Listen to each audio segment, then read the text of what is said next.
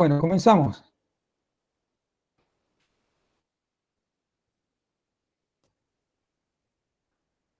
Tenemos entonces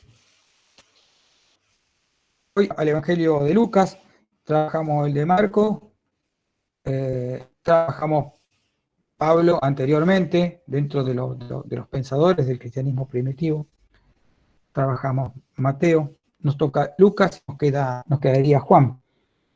Eh, Como sucede con todos estos autores, eh, la gran mayoría de los autores del Nuevo Testamento son autores desconocidos o son atribuciones. En algunos casos se piensa que pueden ser grupos de seguidores de la personalidad que se está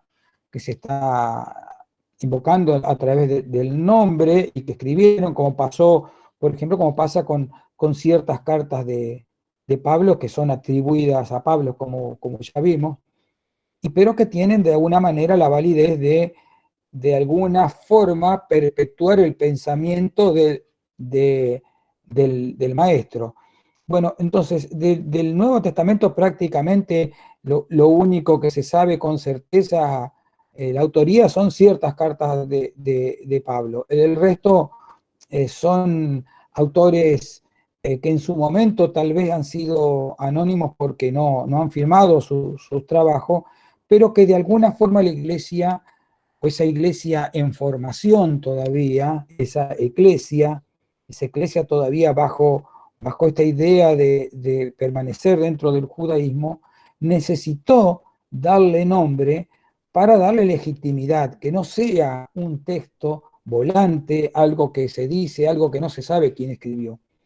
Por eso es que ciertos documentos antiguos tienen nombres de notables como Santiago o Pedro, que justamente son personas dentro del pensamiento de la iglesia, son estas especies de fundadores del movimiento, y que tengan su nombre como si fuera el autor les daba una autoridad a esos textos importantes. Entonces, nace de una necesidad de aquellos que fueron conformando el canon, de darle autoridad a los textos que estaban seleccionando. Entonces no estaban seleccionando textos que decían tal cosa y no se sabía de quién era, sino que los cargaban con algún nombre importante, y de esa manera ese texto que habían seleccionado tenía un grado de autoridad. Entonces se supone que el Evangelio de Lucas fue escrito entre el 80 y el 85, o sea, después de la destrucción del templo, también porque aparece ese tema del templo. Es importante porque justamente es el que marca que estos textos están escritos después de ese acontecimiento, porque ese acontecimiento está citado, hay referencia a ese acontecimiento dentro del mismo texto. Y eso es lo que los ubica en ese lugar particular. Entonces, tradicionalmente fue atribuido al médico querido, al llamado médico querido, al que nombra Pablo en una de sus cartas. Eh, ¿Y por qué? Y entre otras cosas porque se dice que este documento, este evangelio, es el que utiliza una gran cantidad de términos médicos. Entonces, utiliza términos médicos. Lucas es un médico relacionado, compañero de Pablo, entonces se lo carga a él. Sin embargo, hay muchos que critican esta cuestión porque se dice que en la época no había una terminología médica específica, como la hay ahora, que uno cuando lo escucha a los médicos no entiende bien de qué se trata la cosa, porque hablan como los abogados, hablan con una terminología propia de su especialidad. Entonces, se dice que en esa época, en el mundo helenístico, no había una terminología específicamente médica. Por otro lado, las descripciones que hace, por ejemplo, Lucas, que es otro de los puntos que del cual se prenden para los que siguen esta idea, esas descripciones que hace de ciertas enfermedades y demás, dice que no se salen de los parámetros normales de las descripciones de las enfermedades de ese momento. En todo caso, sí, este Lucas, como se lo llama, era una persona preparada, pero no específicamente no tenía por qué ser médico. Cualquier persona preparada de la época podría llegar a utilizar la misma terminología y podía llegar a tener el mismo interés que tenían estas cosas como un médico. El documento concreto más antiguo que se ha encontrado, o sea, el material del documento más antiguo, es este papiro Bodmer, el que se marca, como habíamos dicho en un momento, los papiros se marcan, designan con una letra gótica P y un superíndice arriba, eh, y contiene, es una hoja, son muchas hojas, son muchísimas hojas, y hay muchas que están directamente perdidas. Contiene la mitad de dos evangelios, contiene parte del de Lucas y parte del de Juan, y pertenece al siglo III después de Cristo. O sea, es bastante más nuevo que lo que hubiera sido el original. Está bastante desplazado en el tiempo. Bueno, este marca una característica particular, ¿no? Que están escritos, los evangelios están escritos no en hojas, en folios separados, sino en la misma hoja donde termina uno empieza automáticamente el otro. Es una especie de curiosidad. No está separado un evangelio de otro. Este es el soporte material más antiguo del Evangelio de Lucas. Bueno, aunque Lucas se presenta, digamos, de alguna manera, porque habla de sí mismo, dice yo, el nombre es totalmente desconocido, nunca dice que es Lucas. Lo que se sabe por, por lo que escribe, por lo que describe, por la situación que se puede ver, la situación política que parece describir o que parece hacer referencia en cada una de las cosas de cada una de las escenas que habla de Jesús o que Jesús habla sobre cierta posibilidad, en esos problemas a que parece apuntar, pertenecería a un autor de la tercera generación de los cristianos. O sea que estaría ubicado como tercer evangelio si partimos de una cronología histórica. Recordemos que el de Marco está puesto como segundo evangelio eh, en el Nuevo Testamento, siendo que en realidad cronológicamente es el primero.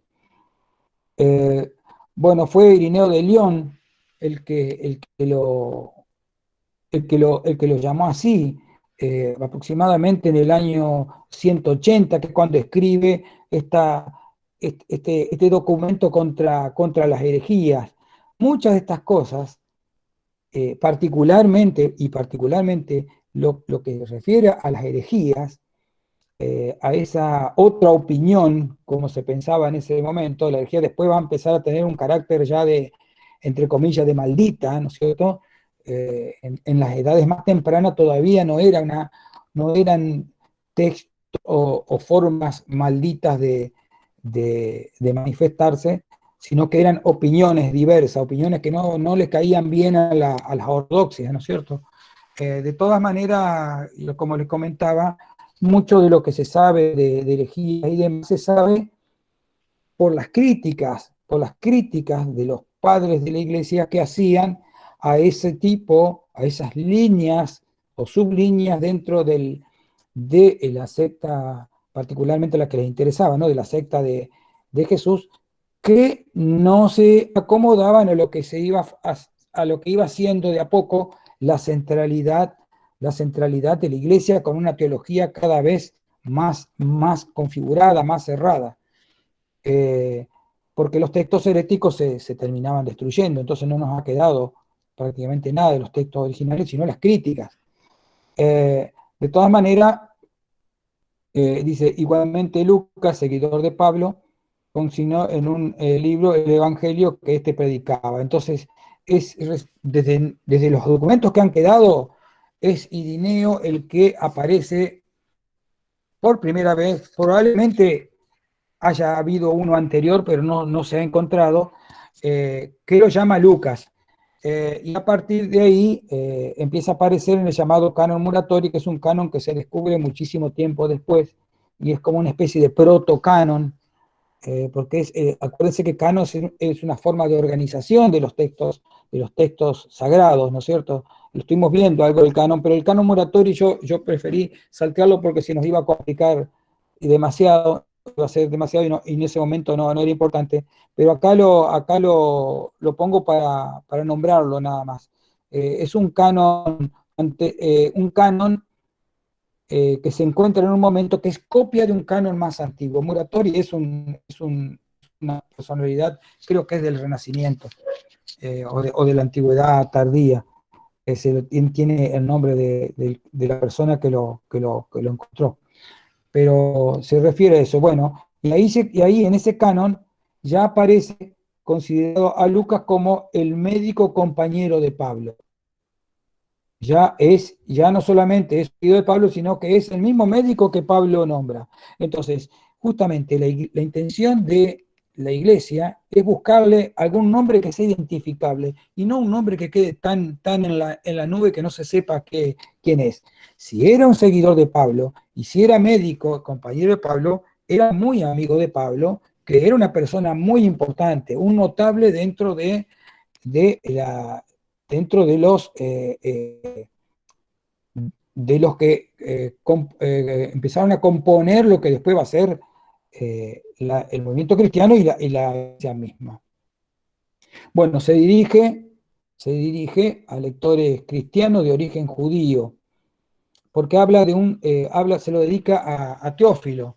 Bueno, Teófilo tampoco se sabe quién es, y se supone, como Teófilo significa amante de Dios, hijo de Dios, ha llegado a Dios, depende cómo se lo pueda llegar a traducir. Filo es hijo, ¿no es cierto? Y Teo es Dios. También puede ser que sea alguna persona ideal, ¿no es cierto? Una persona imaginaria a quien un interlocutor, digamos, o un destinatario ideal a quien escribirle el mensaje de la forma que lo quiere escribir Lucas. Por eso no necesariamente hay que buscar un Teófilo dentro de todos los nombres que hay en el Nuevo Testamento. Puede ser una persona también imaginaria y es totalmente válido. Dice, uno de los objetivos, en opinión de historiadores, sería demostrar ante las autoridades romanas que ni Jesús ni sus seguidores suponían una amenaza para el Imperio Romano. Bueno, esto ya lo vi anteriormente en los otros evangelistas.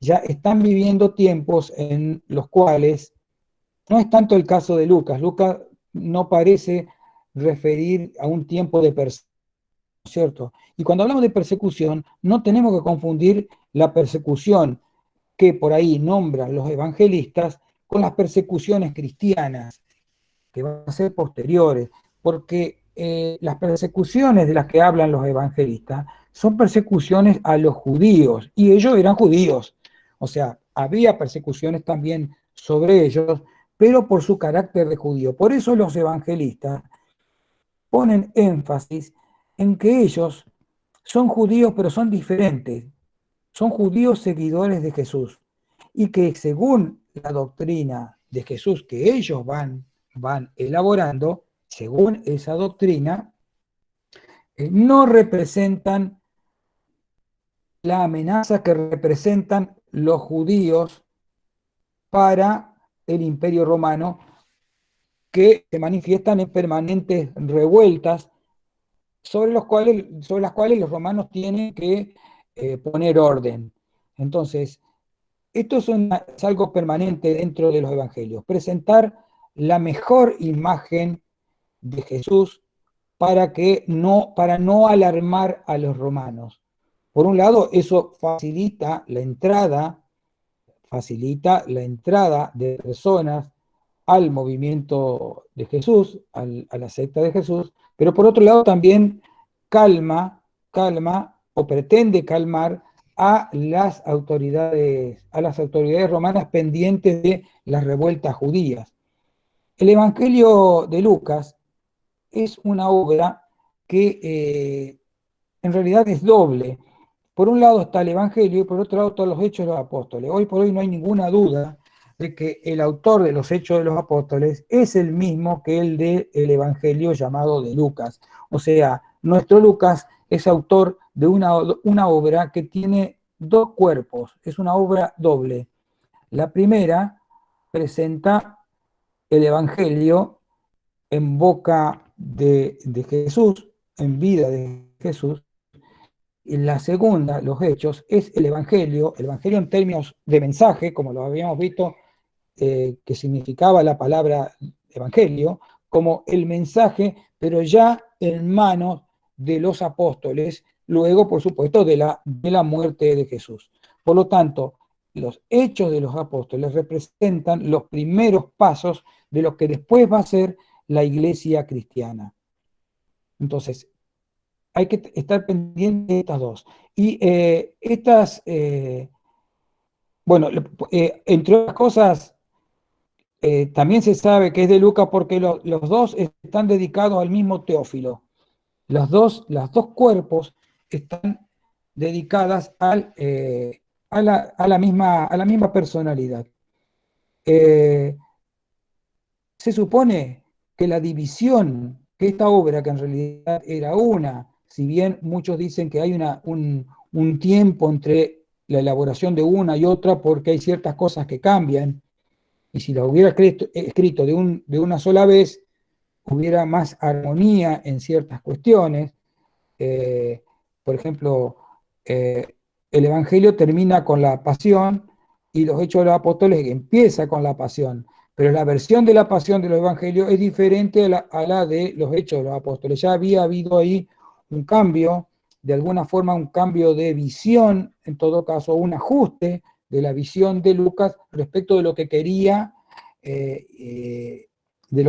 ponerle al texto de los Hechos de los Apóstoles.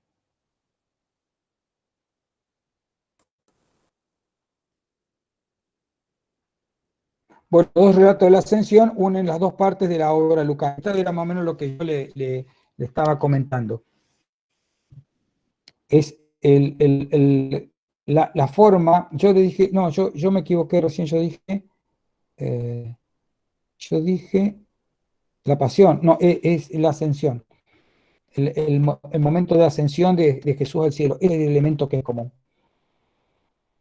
Dice, hasta el día en que fue recibido arriba, después de haber dado mandamientos por el Espíritu Santo a los apóstoles que había escogido, a quienes también, después de haber padecido, se presentó vivo con muchas pruebas indubitables, apareciéndosele durante 40 días, hablándoles acerca del reino de Dios.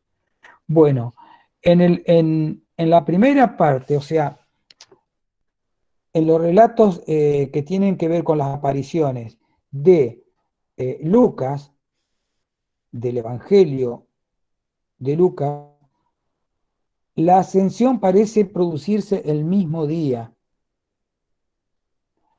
Parece ser, es un poco confuso, pero parece ser, si uno se pone a leerlo, da la sensación de que el mismo día de la resurrección, Jesús, después de aparecerse a los apóstoles, asciende al cielo. Sin embargo, en los hechos de los apóstoles, acá hay un margen de 40 días en los cuales Jesús, aparecido ya después de la resurrección, eh, realiza una serie de revelaciones a los apóstoles. O sea, entre un día y 40 días hay una diferencia muy grande y más viniendo del mismo autor y de una obra que es prácticamente una. En un momento dijimos, ya hace varias clases, que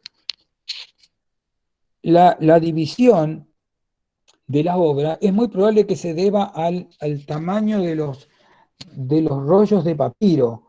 que no haya entrado todo en un rollo de papiro, se decidió hacer en dos rollos de papiro, y esa es la división fáctica del texto, ¿no es cierto? La división práctica. Después, cuando se hace el Nuevo Testamento, hay una división nuevamente, ¿por qué? Porque se lo separa de la obra, porque después del Evangelio de Lucas viene el de Juan, no vienen los hechos de los apóstoles, y ahí hay una nueva división. Entonces, por eso es que estos dos relatos de la ascensión eh, no parecen estar tan en contradicción por el hecho de estar separados en el texto. Si uno lee el Nuevo Testamento, de acá hasta que entra el nuevo relato de la ascensión de Lucas, eh, ya pasó el Evangelio de Juan. Y hay otra cosa más que puede influir también en toda esta cuestión. La persona que lee el Evangelio, Juan Lucas, no sabe, no tiene por qué saber que los hechos de los apóstoles pertenecen al mismo autor, porque en el Nuevo Testamento eso no está, a menos que haya un pie de página que lo aclare, ¿no es cierto? Pero no en todas las ediciones hay ese tipo de pie de página y demás. Entonces, estos 40 días es como que Lucas quiere que en estos 40 días pasen ciertas cosas que va a necesitar para que se trabajen dentro de las discusiones que van a tener, y las discusiones y las acciones que van a tener los seguidores de la secta de Jesús, y que van a conformar después, que van a ser los apóstoles y Pablo y demás, que van a conformar después los inicios de la iglesia. O sea, se ve, necesitaba cierta cantidad o una cantidad de tiempo para que pasen ciertas cosas que las va a necesitar desarrollar en el texto de los hechos. Esto, acá estamos hablando un poco, no es del mismo cuadro que yo muestro habitualmente de las dos fuentes, pero este cuadro nos da idea un poco del porcentaje de material que cada uno trabaja y cómo se van mezclando los porcentajes, ¿no es cierto?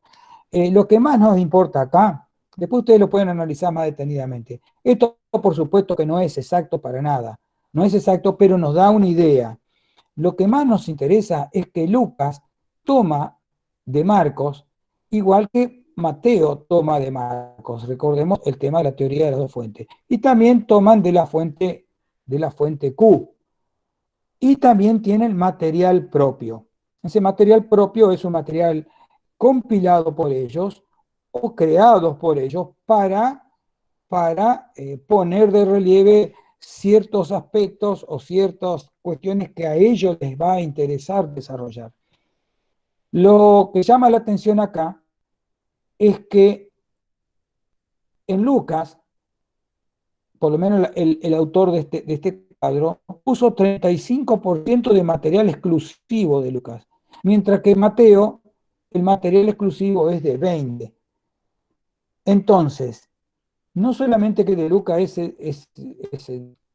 seguramente es el más largo, sino que también es el que más porcentaje tiene de material propio. Esto es muy importante porque Lucas se da el gusto de alguna manera, recortar a Marcos, y recortar otras fuentes para dar lugar a una nueva, a una nueva visión de la problemática. Él también tiene una intención mucho más clara de lo que va a ser el plan de su obra. Tiene un plan de obra. No es solamente una especie de biografía nada más, sino que tiene un proyecto. Así como habíamos dicho que de Marcos tenía cierta visión apocalíptica, acuérdense de ese 13 de Marcos que marca el pequeño apocalipsis y relaciona la caída del templo con el derrumbe, como si fuera ya los tiempos prácticamente de la parucía. Bueno, Lucas tiene, en lugar de esa visión apocalíptica, que también tiene elementos apocalípticos, tiene una visión distinta, tiene una visión de historia que no la tienen el resto de los evangelistas. Entonces, se presenta en un prólogo, y es algo muy, muy importante porque da idea justamente de la diagramación de un proyecto de obra. Muchos han tratado de relatar ordenadamente los acontecimientos que se cumplieron entre nosotros, tal como nos fueron transmitidos por aquellos que han sido desde el comienzo testigos oculares y servidores de la palabra. Por eso, después de informarme cuidadosamente de todo desde los orígenes, yo también he decidido escribir para ti, excelentísimo Teófilo, un relato ordenado a fin de que conozcas bien la solidez de las enseñanzas que has recibido. Entonces, acá hay varias cuestiones que son interesantes. Enseñanzas que has recibido. Empecemos por el final. Enseñanzas que has recibido. Esta persona, Teófilo, ya es, entre comillas, un cristiano. O sea que está escribiendo de alguna forma para un cristiano. Esa es la intención, esa es la visión de él. No está escribiendo para adoctrinar, no es el fin, si bien permanentemente está el tema de la evangelización y de todas estas cuestiones, en el prólogo no está a quien se lo dedica, es una persona que ya conoce y que a través de lo que él le va a volcar de la obra, de su obra, le va a dar solidez a eso que ya conoce.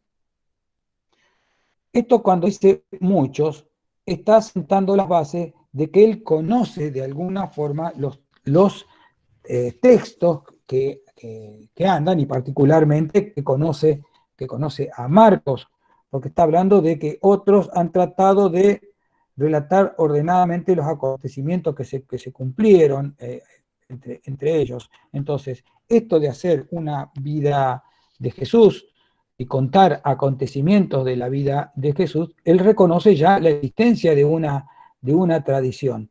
Entonces, y es más, cuando dice muchos, está hablando también de estos varios evangelios que se supone que circulaban y que de alguna forma o desaparecieron o algunos, o los que conocemos, quedaron como apócrifos, si bien muchos de estos apócrifos son posteriores a estos evangelios que tenemos en el Nuevo Testamento, ¿no? Pero al hablar de muchos, ya está hablando de la existencia de muchos, de muchos documentos, de muchos eruditos que estaban ya en el tema. Después de informarme cuidadosamente, significa la compilación de material propio.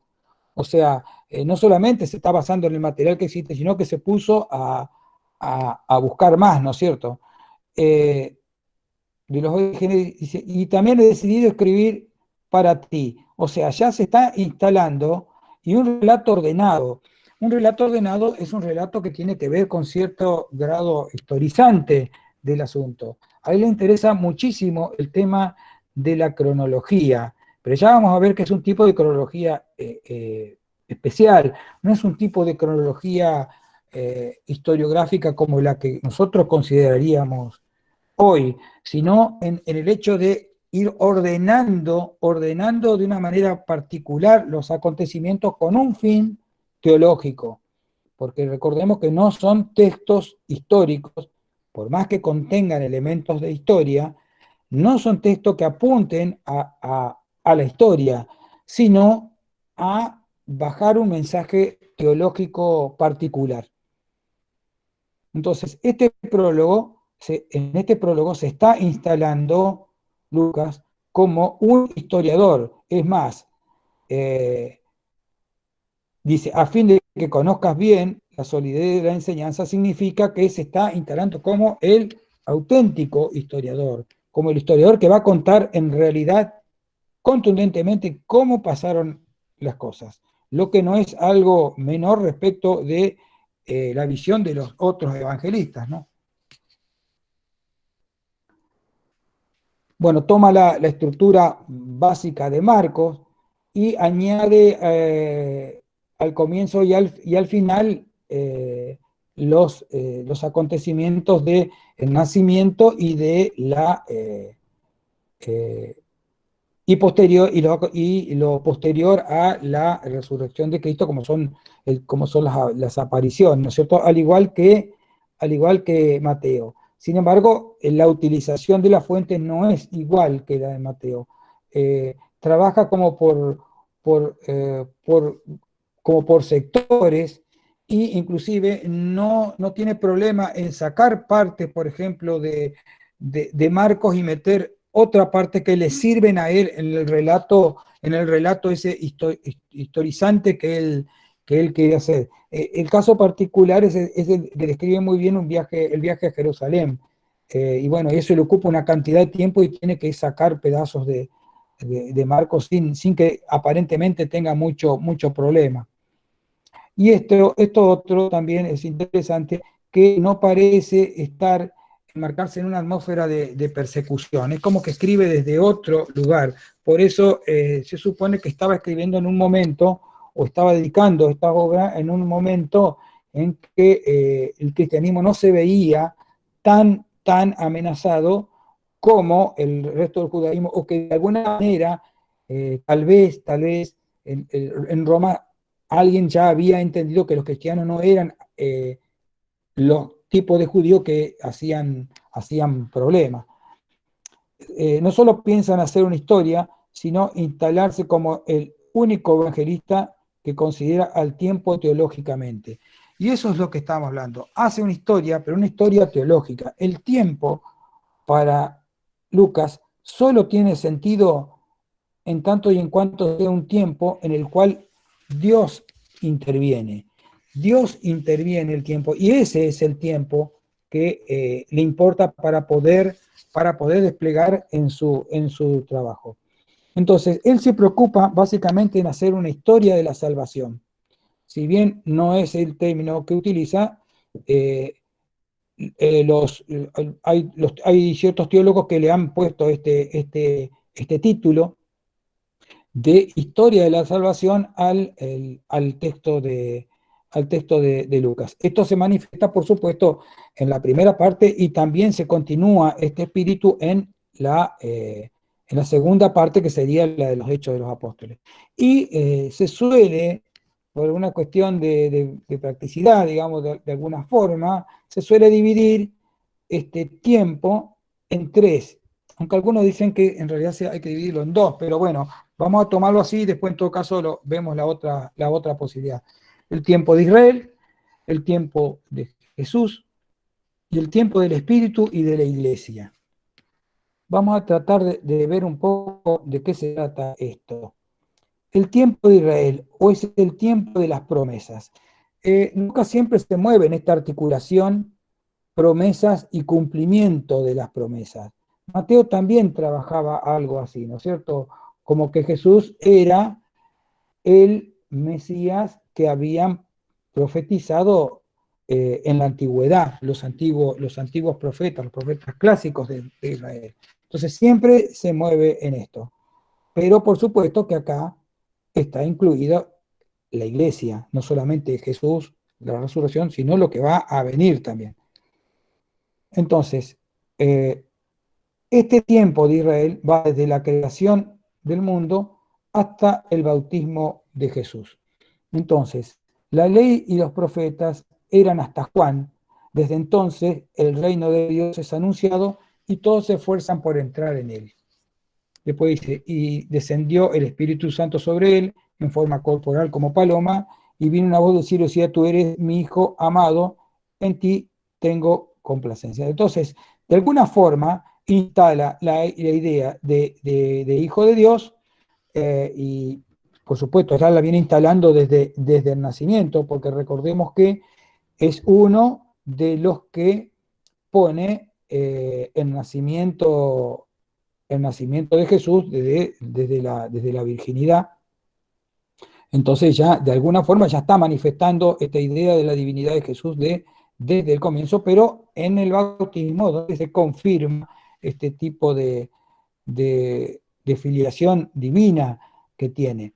Y fíjense esto, eh, la ley y los profetas eran hasta Juan, o sea, Juan sería el quiebre, Y hay una cuestión con el tema de Juan que no es fácil de encontrar por ahí en los textos, pero Juan es una figura muy importante, a tal punto que no puede dejar de aparecer en los textos de la época, porque seguramente Juan tenía muchos seguidores. Se pensaba que Juan era el Mesías, los seguidores de Juan pensaban que Juan era el Mesías. Entonces, y no deben haber sido pocos, porque había muchas personas que decían ser Mesías, ¿no es cierto? Era algo relativamente común en la época tener ese tipo de personajes.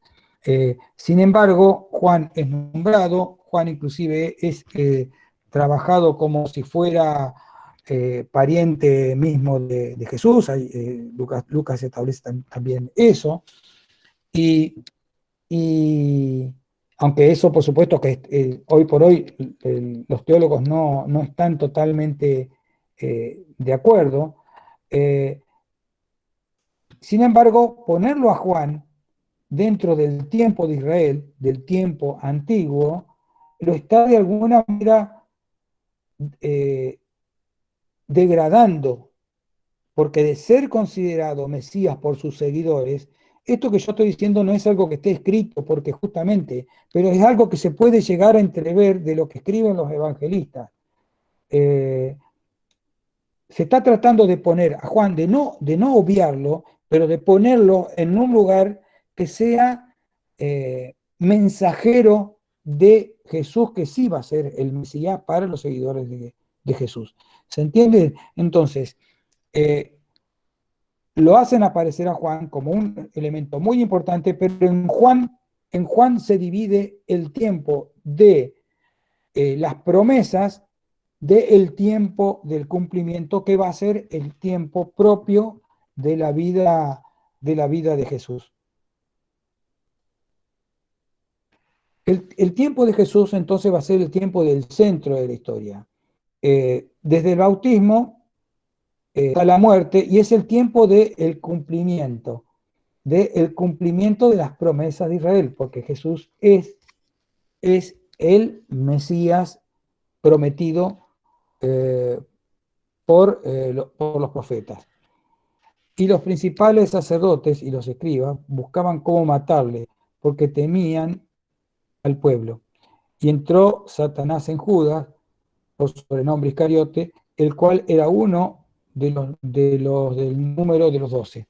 Entonces, el tiempo, el tiempo de Jesús va desde el bautismo, toda la vida, hasta este hecho particular que el diablo entra en Judas, y Judas es el que lo termina traicionando. Es la bisagra. Por supuesto que eso después lleva a la muerte, ¿no? Al hecho importante de la muerte. Pero, pero esto de que el diablo entre en Judas es el elemento clave. ¿Por qué? Y porque desde el bautismo de Jesús, recordemos que luego del bautismo aparece ese relato de las tentaciones de Jesús que son por parte del diablo, y como que al diablo no lo deja, no le permite después seguir actuando. El diablo sigue actuando, o los demonios siguen actuando a través eh, de, de metérsele a las personas. Por lo tanto, Jesús tiene que hacer exorcismo. eh, las personas tienen a los demonios adentro y demás.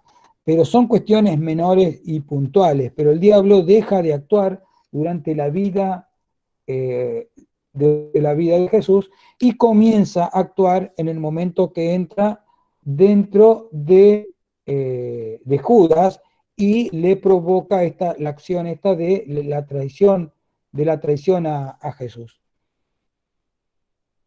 Sería el fin del tiempo de Jesús. Entonces, el tiempo de Jesús, algunos lo separan también en el tiempo durante que ejerció el ministerio en Galilea, que hacía milagros con con las personas y demás, ¿no? Dice, él les dijo, ¿y vosotros, quién decís que sois? Entonces respondiendo, Pedro dijo, el Cristo de Dios. Esto también, esta afirmación de Pedro es importante porque acá está diciendo que Cristo quiere decir Mesías. Es el Mesías que nos envía a Dios. Está marcando el tiempo del cumplimiento. Jesús mismo, la vida de Jesús, lo que hace Jesús durante la vida es parte del cumplimiento de la promesa. Es como parte de la evolución del cumplimiento de esa promesa del Mesías. Bueno, tenemos también la escena del viaje a Jerusalén y la pasión y la muerte ya como el fin definitivo de este periodo. Y se le dio el libro del profeta Isaías, y habiendo abierto el libro, halló el lugar donde estaba escrito: el Espíritu del Señor está en mí, por cuanto me ha ungido para dar buenas nuevas a los pobres. Me ha enviado a sanar a los quebrantados de corazón, a pregonar la libertad de los cautivos y vista a los ciegos, a poner en libertad a los oprimidos, a predicar el año agradable del Señor. Y enrollando el libro, lo dio al ministro y se sentó. Y los ojos de todos en las sinagogas estaban fijos en él. Comenzó a decirles: hoy se ha cumplido esta escritura delante de vosotros. Entonces, esta es la acción de un Cristo frente a la sinagoga. No es la escena del templo, por ahí algunos la pueden llegar a confundir. No es la escena del niño Jesús en el templo, esa es otra escena. Este está hablando ya del cumplimiento de la escritura, está delante de vosotros. O sea, ya se está considerando en el lugar de la sinagoga, en el lugar de la asamblea, en el lugar donde se discutían las escrituras. En ese lugar se está considerando como el cumplimiento de la promesa. Él mismo está diciendo que él es el cumplimiento de las promesas de las escrituras. Después vendría el tiempo del Espíritu y de la Iglesia. Este dice, no está el Evangelio bien delimitado su separación con la etapa anterior, más bien se destaca como una continuidad. Por eso es que algunos teólogos hablan de una especie de continuidad entre el tiempo de Jesús y el tiempo del Espíritu o el tiempo de la Iglesia. Recordemos que todavía la Iglesia no es la Iglesia, la gran Iglesia, sino la Iglesia como grupo, ya como una especie de asamblea de varios cuerpos, pero de alguna manera que va buscando una especie de articulación. Pero todavía no es una Iglesia centralizada. Entonces, está siempre bajo el tema de la relación promesa-cumplimiento. ¿Por qué? Y porque después de Pentecostés, cuando se establece esta manifestación del Espíritu Santo a los apóstoles, aparece el tema de la difusión del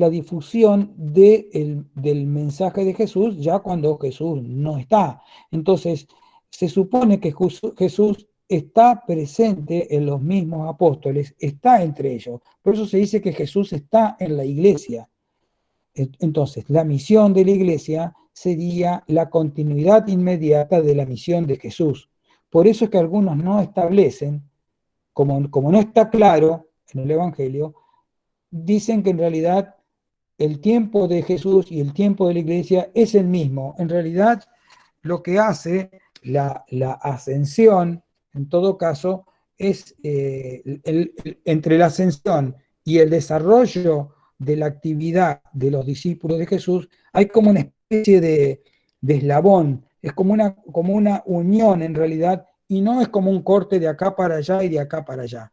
En realidad, el corte estaría únicamente en el bautismo de Jesús. A partir del bautismo de Jesús Jesús desarrolla su actividad, muere, pero la iglesia es continuadora. Por eso la iglesia se considera heredera directa de Jesús y por eso tiene que tener de alguna manera, al Espíritu de Jesús en su misma corporación, en su misma institución. Por eso es que considera a la iglesia continuadora de la tarea de Jesús, y ese tiempo de la iglesia va a durar hasta la parucía. Por eso quienes estén en contra de la iglesia van a tener que esperar un poco para que baje un poco el poder de la iglesia, en función del discurso de la misma iglesia o en función del discurso de la interpretación del Evangelio de Lucas. Por eso tiene sentido también la segunda parte de la obra de Lucas. Los Hechos de los Apóstoles digamos, los Hechos de los Apóstoles sería la continuación de la misma actividad de Jesús en el mundo terrenal. Jesús ya no está en el mundo terrenal, pero sí está en el espíritu misionero de los seguidores de Jesús. Cuando terminan los Hechos de los Apóstoles, continúa luego la actividad misma de la iglesia también como una continuación. Tomando Jesús a los 12, les dijo: he aquí, subimos a Jerusalén y se cumplirán todas las cosas escritas por los profetas acerca del Hijo del Hombre. Bueno, de todas maneras, acá también ya está hablando de cumplir lo prometido. Y ya acá aparece otra vez la misteriosa frase Hijo del Hombre, que como vimos rápidamente, o deberíamos dar una clase entera más o menos sobre esta frase, pero vimos que tenía varias acepciones, pero seguramente la acepción que corresponde acá es la de el Hijo del Hombre en el final de los tiempos, ¿no es cierto? Este Hijo del Hombre que va a descender del cielo para cumplir el juicio final. Entonces, los móviles para este tipo de historización que hace Lucas, ese intento, el plan de Lucas de presentarlo como una historia de la salvación, pueden ser dos. Uno, el retraso de la parucía. Lucas vive en un tiempo, se supone que inmediato posterior a Mateo, y es un poco, digamos, se ha demorado un poco más la parucía de lo que pensaban los evangelistas anteriores. Entonces, tiene que dar de alguna manera cuenta de que por qué se demora, pero por otro lado, ya que se demora, hay que capitalizar esa demora. Y Lucas lo que trata de hacer, ya Mateo lo hace, ¿no es cierto? De alguna forma lo hace, pero Lucas lo vuelve a hacer tomando esa demora para, de alguna manera, justificar el trabajo de la iglesia. La iglesia deberá trabajar en ese tiempo de la parucía, que ya no es inmediata como pensaban Marcos, por ejemplo, o como pensaba Pablo. Pensaban que la parucía iba a venir prácticamente en estos días. Bueno, ya Lucas, si bien en algunos lugares cita este tipo de cuestiones, a lo largo de la obra puede verse que no, que la parucía no va a venir todavía. Vamos a verlo después, en alguna cita va a aparecer. Y por otro lado, el alejamiento del judaísmo. Este alejamiento del judaísmo no hay que verlo como un intento de separación.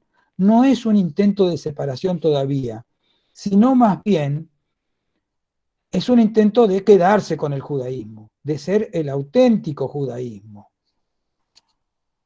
Y en la primera clase, no sé si ustedes se acuerdan, en la primera clase hicimos mención a un grupo de judíos que están otra vez revalorizando este tipo de conceptos y están pensando si Jesús no es el auténtico destino del judaísmo, porque los elementos están como para pensarlo así. Si el verdadero judaísmo no sería el cristianismo, hoy por hoy, por supuesto, el cristianismo sin la iglesia, sino el cristianismo de Jesús.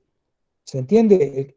Si el mensaje de Jesús no era en realidad el auténtico, no era el auténtico judaísmo. O sea, es una cuestión muy, muy interesante, porque en el Antiguo Testamento, en el Nuevo Testamento, en realidad, y particularmente en los Evangelios, no hay nada, para que se nombre iglesia y todo, no hay nada que diga que, eh, que la iglesia va a ser la iglesia actual, la iglesia católica, por así decir, o la gran iglesia antigua, iba a ser la heredera de ese movimiento que estaba pasando en ese momento. Estamos en la década del 80 recién. Estamos muy lejos de la formación de la gran iglesia centralizada. ¿Se entiende? Entonces no sería descabellado pensar que para un judío actual, si no, por lo menos preguntárselo, si no sería cierto que el cristianismo de la época de Jesús no era la auténtica posibilidad de crear una nueva versión de un judaísmo más ayornado. Entonces, no hay que ver este alejamiento del judaísmo como una intención de separatismo, sino lo contrario, de separar. No de separarme yo, sino de separar a los otros, de separar al grupo de los fariseos, por ejemplo. ¿Se entiende? Los que se llaman las autoridades del judaísmo. Justamente de quedarnos con el nombre del judaísmo, pero mantenernos alejados del otro grupo que, no el grupo fariseo en particular, pero que en general se manifiesta como problemático para el imperio y que genera permanentes persecuciones, revueltas y persecuciones. Entonces, acuérdense que los fariseos, desde el punto de vista de los seguidores de Jesús y que ya se encuentran con cierta fuerza, son aquellos judíos que no pudieron ver en Jesús el Mesías. Entonces, la verdad es que Jesús es el Mesías. Si ustedes no lo pueden ver, nosotros no los queremos dentro del grupo, afuera. ¿Se entiende? Una separación así, no una separación nosotros nos vamos, no, nosotros nos quedamos y ustedes se van.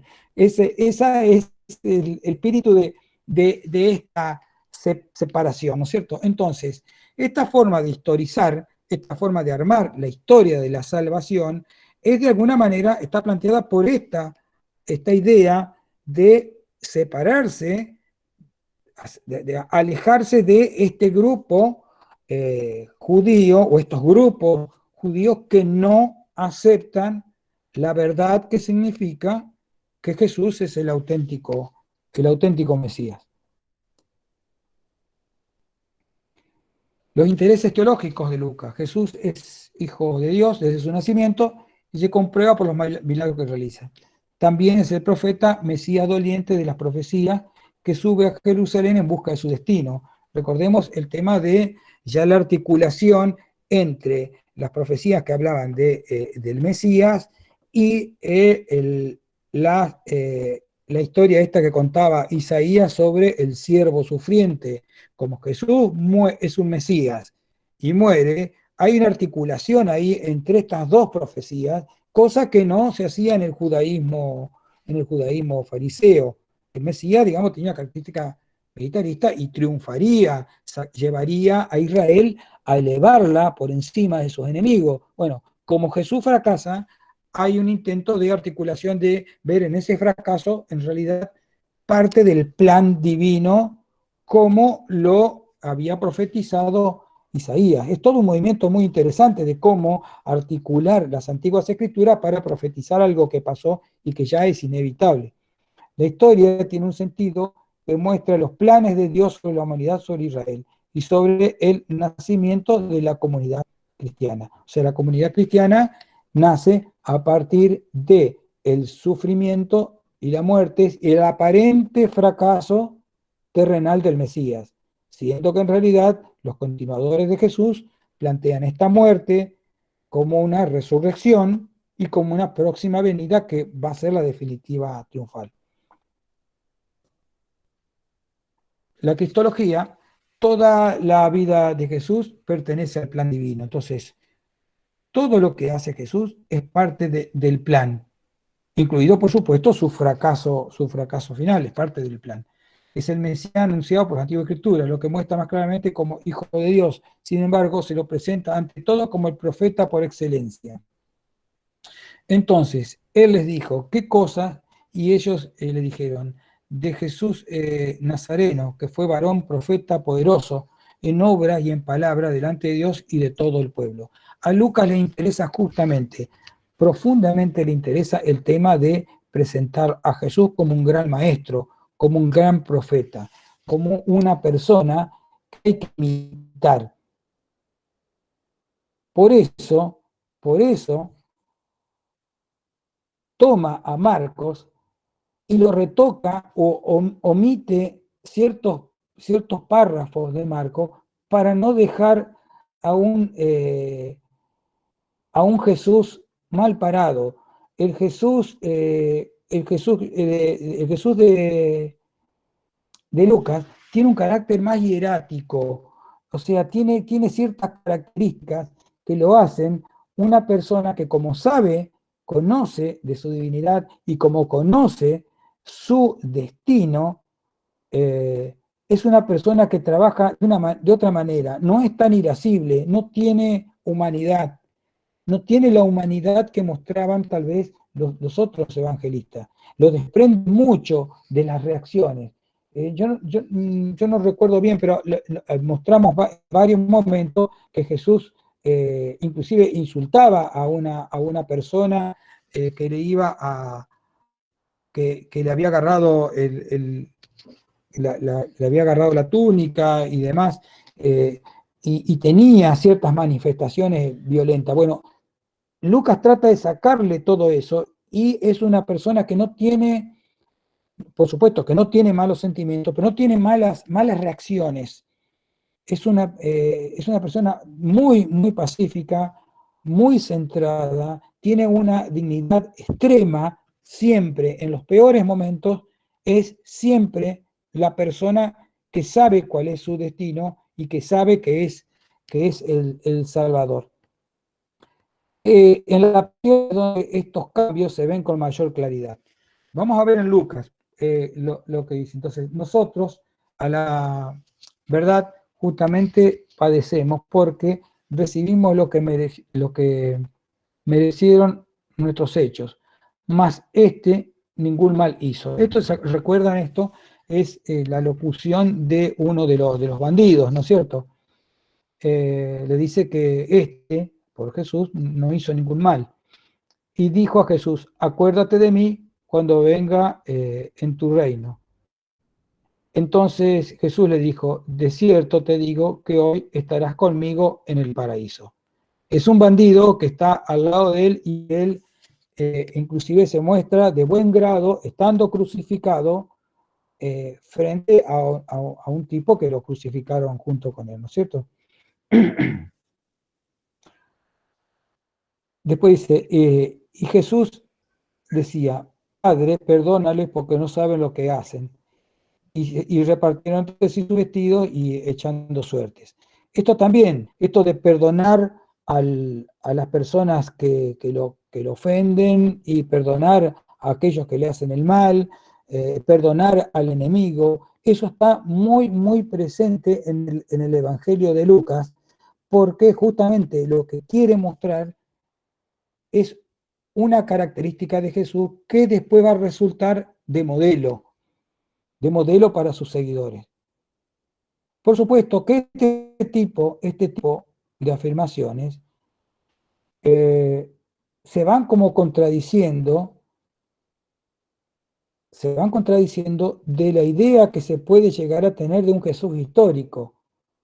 Porque el Jesús histórico tiene que ver más con una personalidad del tipo combativa.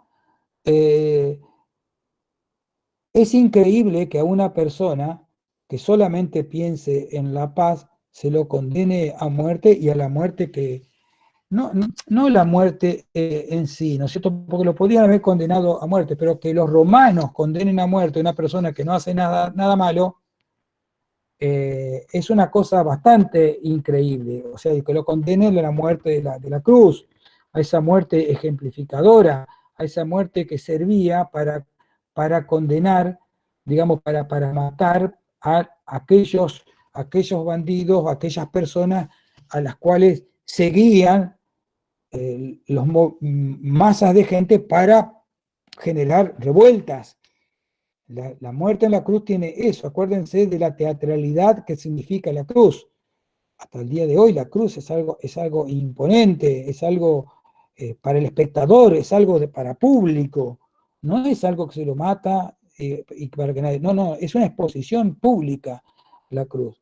Entonces es una cosa muy rara, es una cosa muy difícil de creer que a una persona que sea toda paz se la condene ese tipo de muerte para que lo vean los otros. Y todo, si era un tipo que era realmente pacífico, no tendría el efecto esperado a provocarle la muerte de esa manera. Evidentemente hay un aspecto de Jesús que no parece ser el rey de la paz y que por ahí da idea de que de alguna manera la muerte en manos de los romanos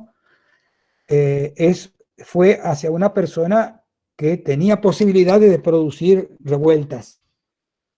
Bueno, este tipo de posibilidades sobre el Jesús histórico, entonces son posibilidades porque no hay pruebas de esto que estoy diciendo, pero sí hay cosas que se intuyen, que se pueden llegar inclusive en los mismos evangelios que son textos apologéticos.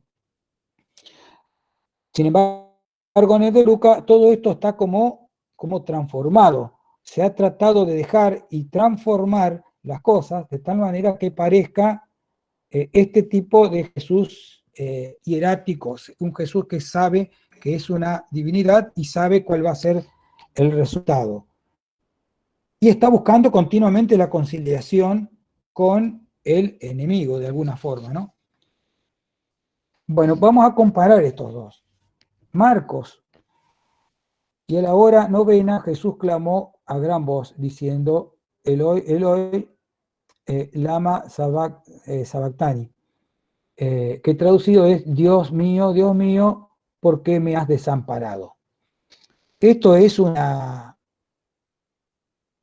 es un grito desesperado y un ¿por qué? ¿Por qué me dejaste solo? Es desgarrador todo esto.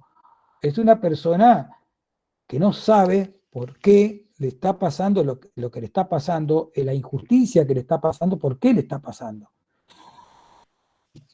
En Lucas, esta misma escena se hace así. Entonces Jesús, llamando a gran voz, dijo, Padre, en tus manos encomiendo mi espíritu, y habiendo dicho esto, expiró. O sea, directamente está totalmente, sabe lo que le va a pasar, y sabe que eso está dado por el Padre y sabe que lo tiene que aceptar. De alguna manera, de arriba, no está aceptando, no está aceptando lo que está pasando y se está preguntando, y el de abajo está totalmente conforme. Fíjense que se trata de dos del mismo párrafo, pero totalmente contradictorio. Tiene una visión, el acontecimiento es el mismo, es una persona crucificado que se está muriendo, pero lo que dice en el primero es desgarrador, es muy humano, y en el segundo es una divinidad que está pasando a otra instancia. Es totalmente diferente, ¿no es cierto?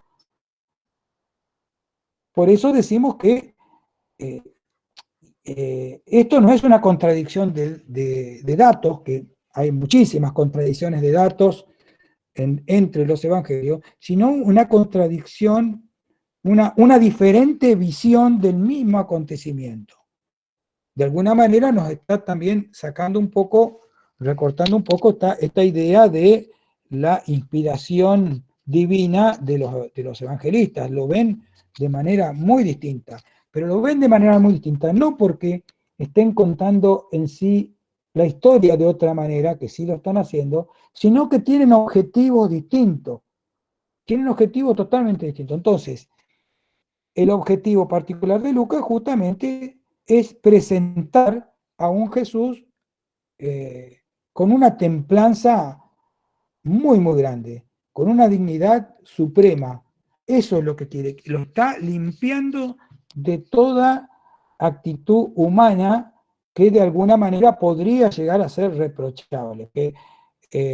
Si yo imito al Jesús de Marcos en esta escena, si yo imito a Jesús de Marcos, me estoy de alguna manera quejando frente a Dios. Y eso es lo que tiene que hacer un discípulo de Jesús. ¿Por qué? Y porque Dios tiene un plan y el discípulo lo tiene que aceptar. ¿Se entiende? Es lo que tiene que hacer lo que está tratando de decir el Jesús de Lucas y no tanto el de Marcos. Están como hablando como si fueran dos personas que tienen distintas actitudes frente a la misma situación. Otra cosa que le interesa a Lucas es presentar que ya había algo también en Mateo, la pasión y la muerte como obra de los judíos y no de los romanos. Dice, más ellos instaban a grandes voces pidiendo que fuese crucificado. Las voces de ellos, de los principales sacerdotes, prevalecieron. Entonces Pilato sentenció a que se hiciese lo que ellos pedían y les soltó a aquel que había sido echado en la cárcel por sedición y homicidio, a quien habían pedido, y entregó a Jesús a la voluntad de ellos. Entonces, a Jesús lo matan de acuerdo con Lucas, lo matan los romanos, pero por pedido exclusivo de los judíos. Entonces, la idea es esta: los judíos no reconocen al Mesías Jesús, a tal punto que no lo reconocen que son ellos los que lo mandan matar. Entonces, esto va a tener consecuencias, ya lo vimos también en Mateo. Después vamos a hablar un poquito de eso, pero va a tener consecuencias. Por eso es este intento paulatino o esta evolución que hay en la separación paulatina que se va dando entre cristianos y judíos. Acá directamente ya le están cargando las culpas de la muerte, no de Jesús, de la muerte de Dios a los judíos. Y por otro lado, al cargárselo a los judíos, le están sacando las críticas al imperio. ¿Se entiende? Tiene dos lados esto. Por un lado, no decirle a los romanos que no acusarlos permanentemente a los romanos de la muerte de Jesús, y que hay que estar bien con el imperio, hay que estar bien en el imperio, vivir en el imperio, en paz. Y por otro lado, se están tratando de justificar el desprendimiento de los judíos de ese grupo. El profeta mártir Mesías se constituyó en modelo a seguir. La fe cristiana es en esencia imitación de Dios. Acuérdense de esta frase, imitatio Dei. Teología, Lucas recalca más la teología de la gloria y de la resurrección que de la muerte en la cruz. La resurrección es el acontecimiento culminante, el que abre el tiempo de la iglesia, en el cual los humanos tienen la oportunidad de participar. Y aconteció que cuando todo el pueblo se bautizaba, también Jesús, fue bautizado y orando el cielo se abrió. Entonces, imitatio Dei, hay que imitar a Jesús, por eso Jesús no puede tener ninguna cosa humana negativa como hablar prepotentemente, condenar, maldecir. Hay que tratar de sacarlo, así todos hay lugares donde aparece, pero no es el cuerpo del texto, no aparece permanentemente este tipo de reacciones, sino todo lo contrario, es muy, muy pasivo, muy considerado, generoso y demás. Entonces, hay que imitar a Jesús. Lo más importante para Lucas es el tema de la gloria, lo vamos a ver en algún momento también, con respecto a la muerte en la cruz. Siendo que Marcos pone en el tema de la muerte algo muy, muy fuerte, porque la muerte es la bisagra entre de alguna manera ya la manifestación de lo que va a ser, de lo que va a venir de Jesús, de la buena nueva, de que es la culminación de las profecías. Entonces, esto de que el tiempo de la iglesia, después de la muerte de Jesús, es el tiempo de la iglesia, y el tiempo de la iglesia es importante porque ahí es donde los seres humanos pueden participar. ¿Y cómo pueden participar? Tienen que esperar la parucía, tranquilos, tranquilos.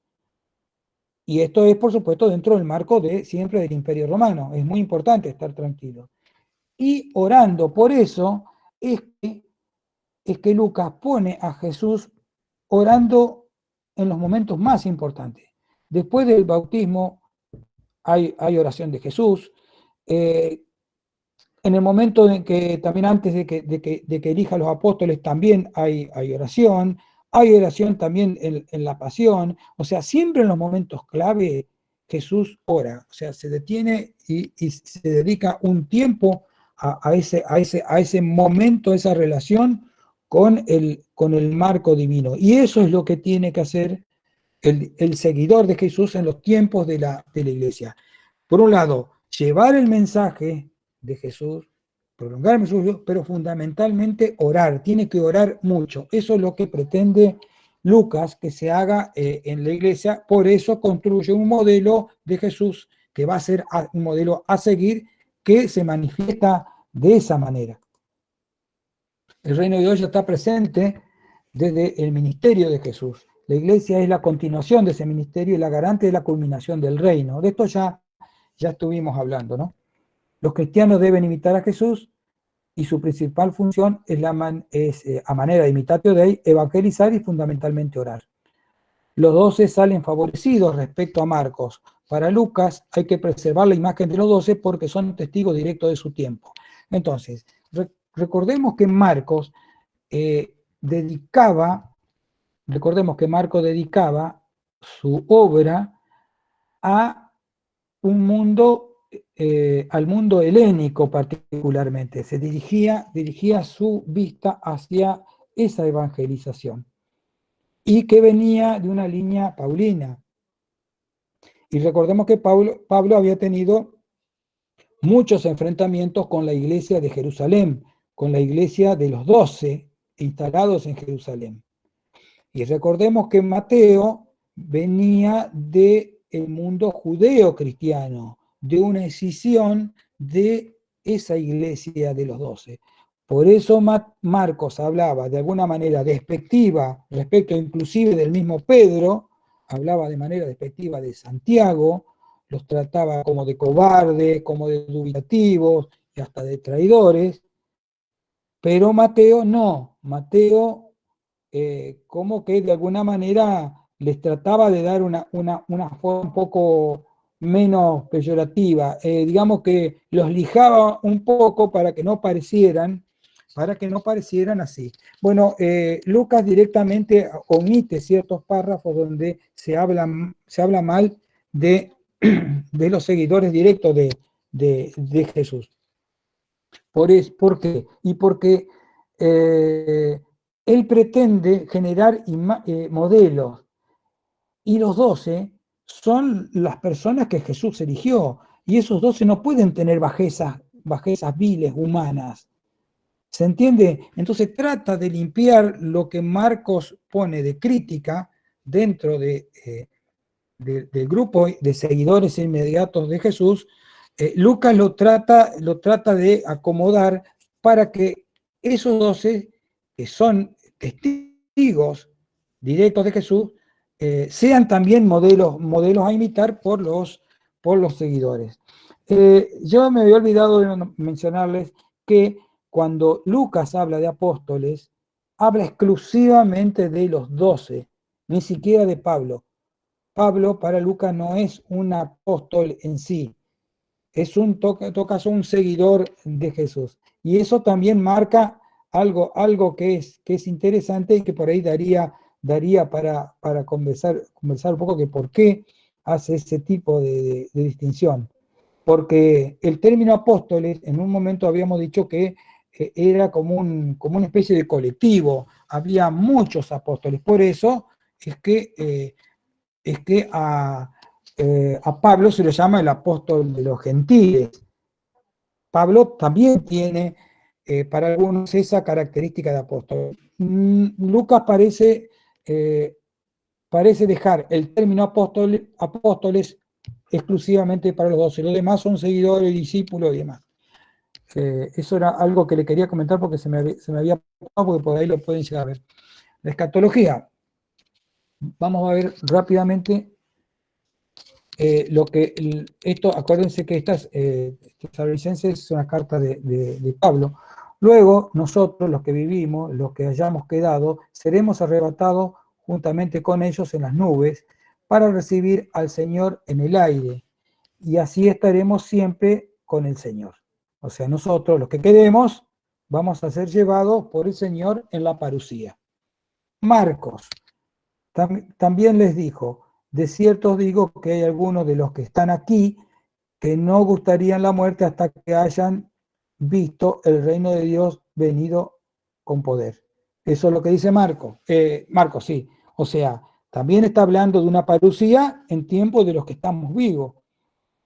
Mateo: cuando os prosigan en esta ciudad, huid a la otra, porque de cierto os digo que no acabaréis de recorrer todas las ciudades de Israel antes de que venga el Hijo del Hombre. También, o sea, cuando nos persigan vamos a disparar, pero antes de que completemos con todas las ciudades que hay, va a venir la parucía. O sea, la escatología para los anteriores comentaristas, tanto para Pablo como para los dos evangelistas, iba a ser o inminente o dentro de la vida de las personas que están en estos momentos.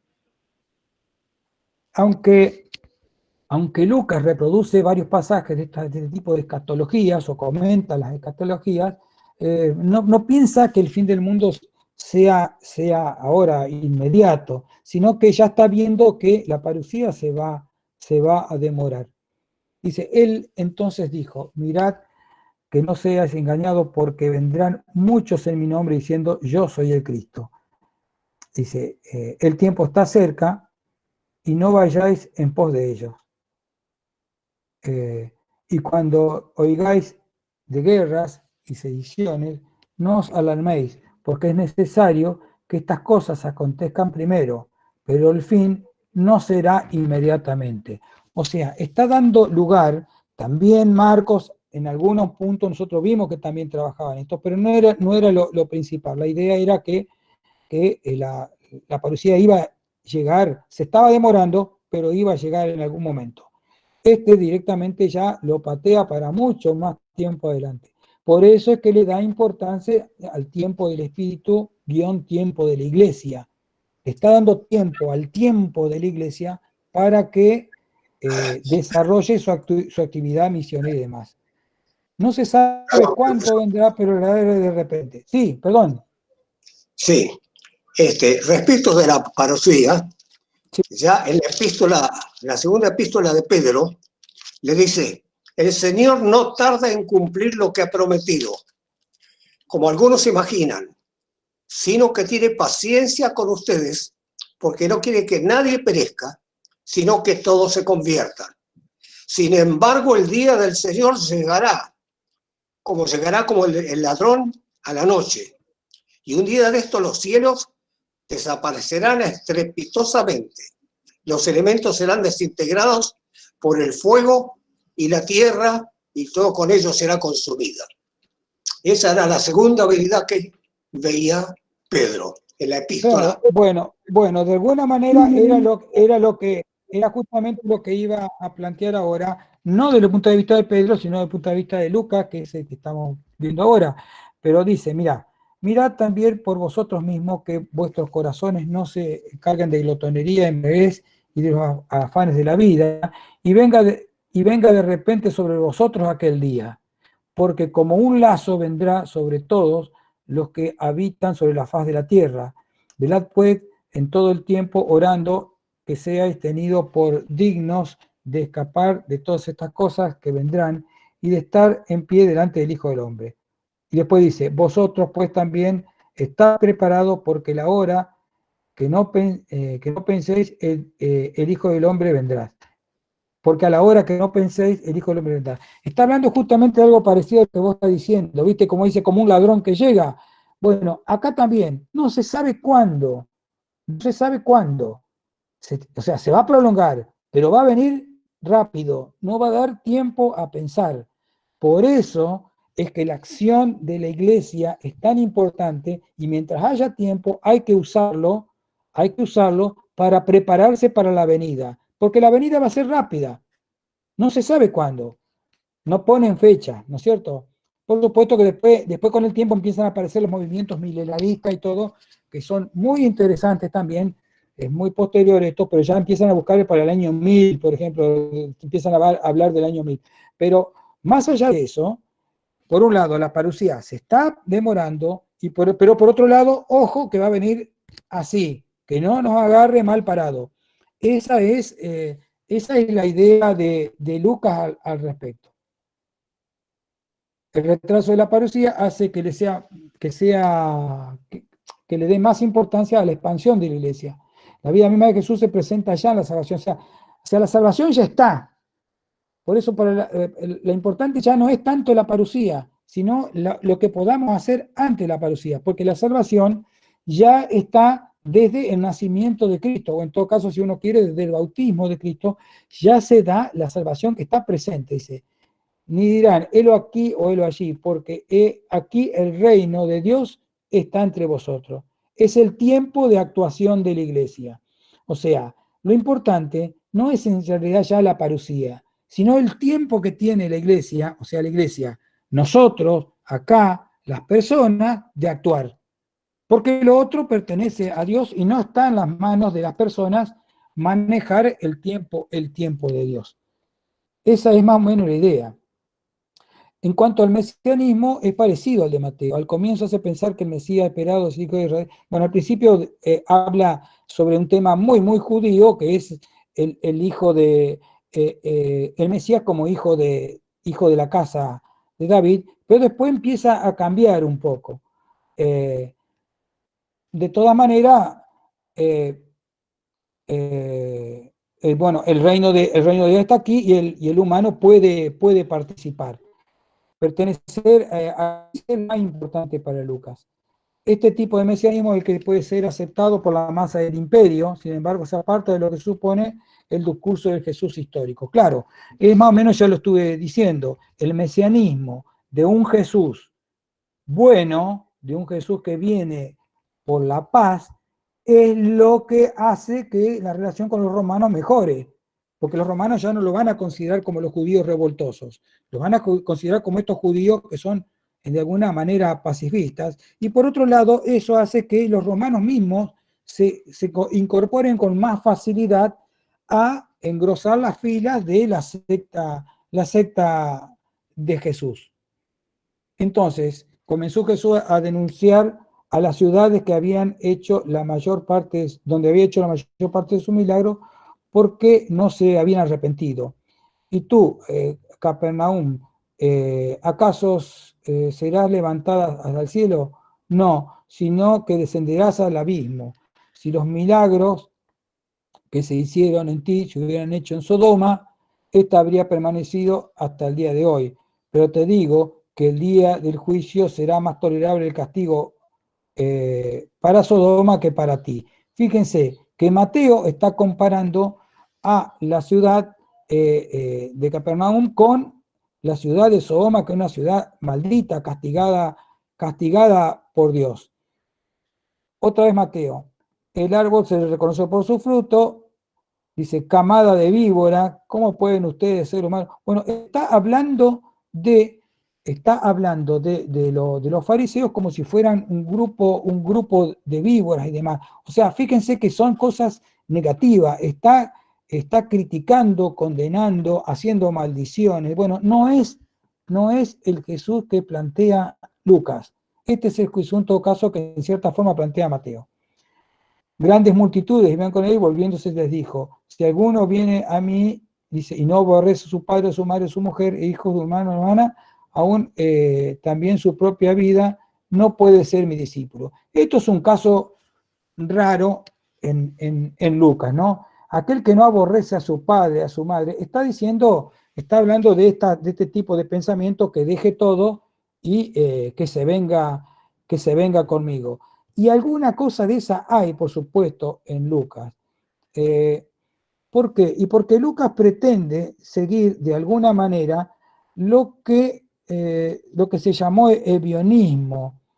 Los ebionistas eran sectas judeo-cristianas que, no la vamos a ver, pero se las comento, que tenían votos como de pobreza, pero eran judías como extremas, eran muy observantes de la ley y demás.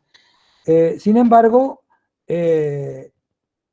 opinaban esto de vivir una vida de pobre y, digamos, tenían muchas críticas respecto a lo que era seguir al mismo Jesús. De todas maneras, había muchos tipos de ebionismo. De todas maneras, Lucas practica o valoriza o encuentra ciertos valores en dejar los bienes materiales y unirse al cristianismo. Dice, Lucas vuelca una moral más humana, más universal, volcada al prójimo y menos judía. Esta idea de apartarse de estas cosas es justamente vincularse más con el prójimo. Está buscando la idea de comunidad, de una comunidad de naturaleza pacífica, una actitud de renuncia a los problemas mundanos y políticos.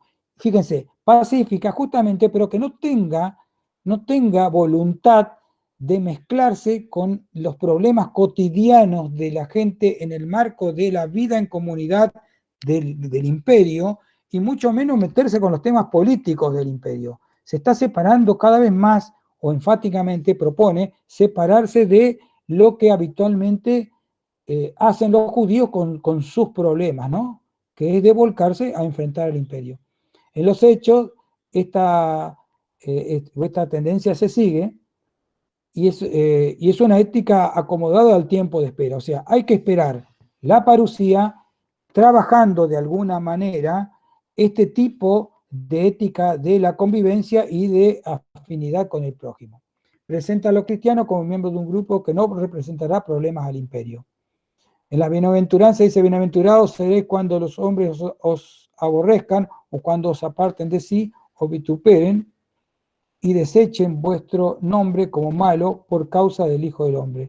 Gozaos en aquel día del grado, porque he aquí vuestro galardón es grande en los cielos, porque así hacían sus padres con los profetas, diciendo, bendito el Rey que viene en nombre del Señor, paz en el cielo y gloria a las alturas. Fíjense esto, la recompensa no está en este mundo, sino que está en los cielos, está al final de todo. Paz en el cielo y gloria en las alturas. Es una frase muy conocida, una frase que se dice muchas veces, creo, yo no soy creyente, pero creo que está en la liturgia de la iglesia también. La liturgia de la misa me parece que está. Entonces, esto lo que le está diciendo es que no esperen nada acá. ¿Se entiende? Y lo que está diciendo es que no hay que enfrentarse al imperio, porque la recompensa no está acá, la recompensa va a estar en otro lugar. Entonces hay que mantener una vida de oración, una vida de paz, sin enfrentamiento, porque las recompensas de ese tipo de vida van a estar en otro lado, no van a estar acá. Entonces, cuando uno lee esto, dicen, estos tipos no van a hacer ningún problema. Entonces se evitan, por supuesto que después hay persecuciones, no son las persecuciones como las pintan los cristianos, pero hay persecuciones hacia cristianos de emperadores, pero se dan en el marco de otra situación. Les digo esto antes de terminar, porque se está haciendo demasiado largo, sobre el tema de la ley, porque ya como estuvimos hablando, el poder salvífico de la ley, recordemos que Mateo se había enfrentado a Pablo. Lucas presenta algo contradictorio respecto del tema, porque acuérdense que Pablo había directamente abolido la ley. Mateo hablaba de esa posibilidad de que para los judíos cristianos la ley siguiera siendo importante. Siempre estamos hablando de la salvación, No es observar la ley nada más, sino que la ley como medio para la salvación. Lucas dice, la ley y los profetas eran hasta Juan. Dice, desde entonces el reino de Dios es anunciado y todos se esfuerzan por entrar en él. Pero más difícil es que pasen el cielo y la tierra, que se frustre la tilde de una ley. Bueno, acá tenemos en los mismos versículos 16 y 17, tenemos una cosa en el primero y otra cosa en el segundo. No se sabe bien cómo se maneja Lucas respecto de la ley. Si bien, por supuesto, siempre hay una tendencia a pensar de que se está queriendo separar de la ley porque es cristiano, ¿se entiende? Pero la ley sigue siendo algo bastante importante. La ley tiene mucho peso todavía y se aleja de la ley, pero mantiene sus recaudos. No llega al nivel de Pablo.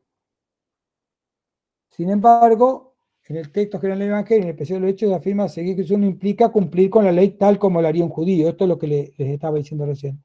Pero son dos vías de salvación. De la iglesia de Jerusalén, que es la de tener la ley de carácter salvífico para aquellos que siguen queriendo ser judíos, y para los paganos todos los alimentos son puros, así que no tienen que cumplir la ley. Lucas está en una posición intermedia entre el Pablo de Gálatas y Mateo. En el tiempo del Espíritu, la ley ya no tiene capacidad que tenía en el tiempo anterior. Acordemos que Lucas divide el tiempo hasta Juan el Bautista. Bueno, hasta ahí la ley vale. De ahí viene, en todo caso, la ley de Jesús. Bueno, esto es nada más que para terminar. Nombra muchas veces a Jerusalén, inclusive en su versión griega lo nombra, en su forma griega, nombrarlo. Bueno, yo puse ahí unos números que habría que corroborarlos, hay más números todavía que se pueden ver de relaciones, pero es el autor que más nombra a Jerusalén, porque en Jerusalén está la pasión, la resurrección, aparece la manifestación de Pentecostés del Espíritu Santo, a Jerusalén va Pablo y de Jerusalén se dirige al mundo después, a Roma, que va a ser la idea de la apertura del Evangelio. Entonces, es muy importante marcar a Jerusalén como centro para Lucas. ¿Pero por qué? Porque después, con la caída del templo,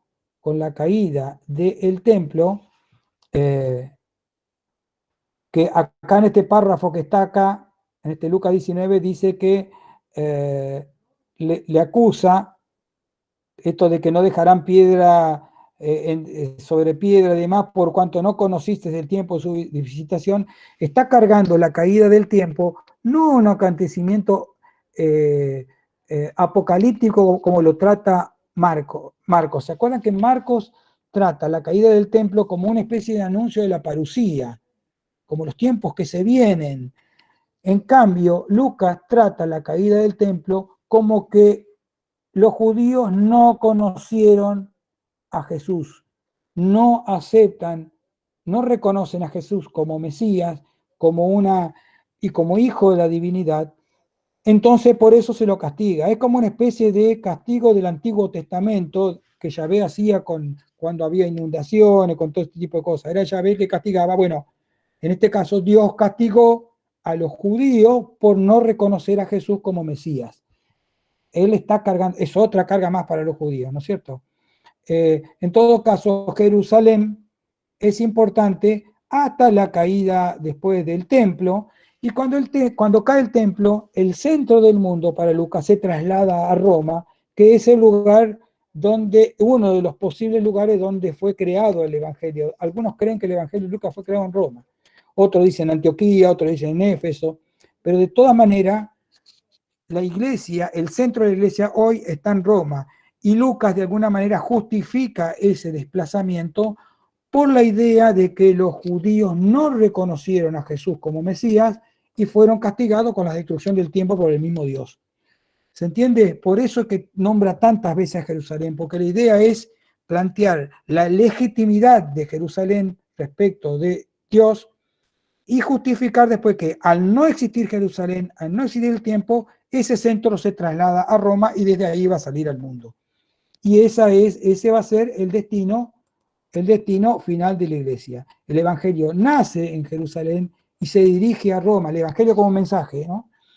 Roma, el nuevo centro del mundo, y desde ahí va a ser la acción de la futura iglesia o de la iglesia en cumplir, en terminar el tiempo del Espíritu hasta la llegada de la parusía. Bueno, hasta aquí creo que larga clase de hoy, no me fijé en tiempo, pero creo que resultó bastante larga. Así que le agradezco muchísimo la paciencia.